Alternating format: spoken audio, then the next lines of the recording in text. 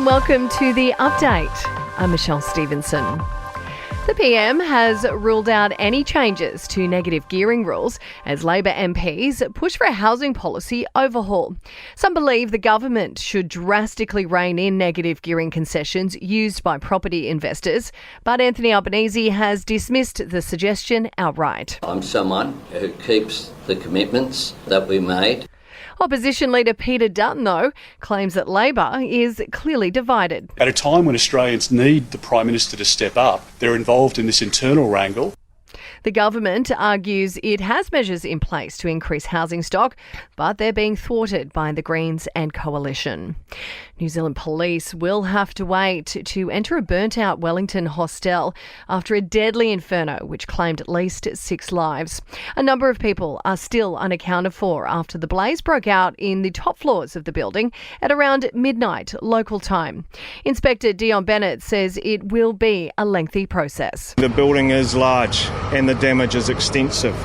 It will be slow, it will be methodical, and it will be detailed to ensure that we find the answers we need. A win for the country's economy as we maintain our AAA credit rating. Australia will now be able to negotiate cheaper interest rates on global financial markets after the Fitch Ratings Agency endorsed the federal budget and its move back to surplus. Meantime, mortgage holders could be facing more rate rises to get inflation under control.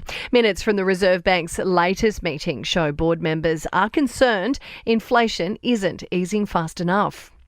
The WA Premier has put the damage bill from last week's riot at a Perth detention centre at more than $30 million. Almost 4,000 detainees escaped from their cells, setting fire to buildings and climbing onto rooftops before a 14-hour standoff with police. And banks are promising a new digital platform will halve the time it takes to respond to scam reports and prevent more customers from losing money. More than a dozen banks, including the Big Four, have already signed on. Sport and entertainment are next.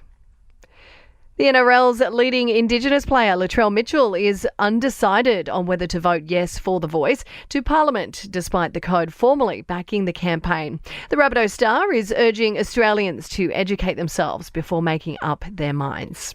In your entertainment news now, and the Kardashians are apparently pretty keen to expand their vast property portfolios. Kim and Khloe have been bonding in New York after asking retired NFL star Tom Brady for advice on snapping up some property in the Bahamas. Now, Misha Barton has revealed it was Neighbours veteran Kylie Minogue who inspired her to accept a role on the soap.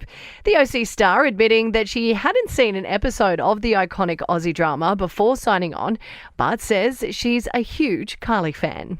And it was another record-breaking day for Ticketmaster Australia, with the company seeing unprecedented demand for Coldplay's second Perth show. 365,000 fans sat in the virtual queue this morning in a bid to pick up more tickets. And that's the latest from the Nova Podcast News team. We'll have another episode of The Update for you tomorrow. I'm Michelle Stevenson.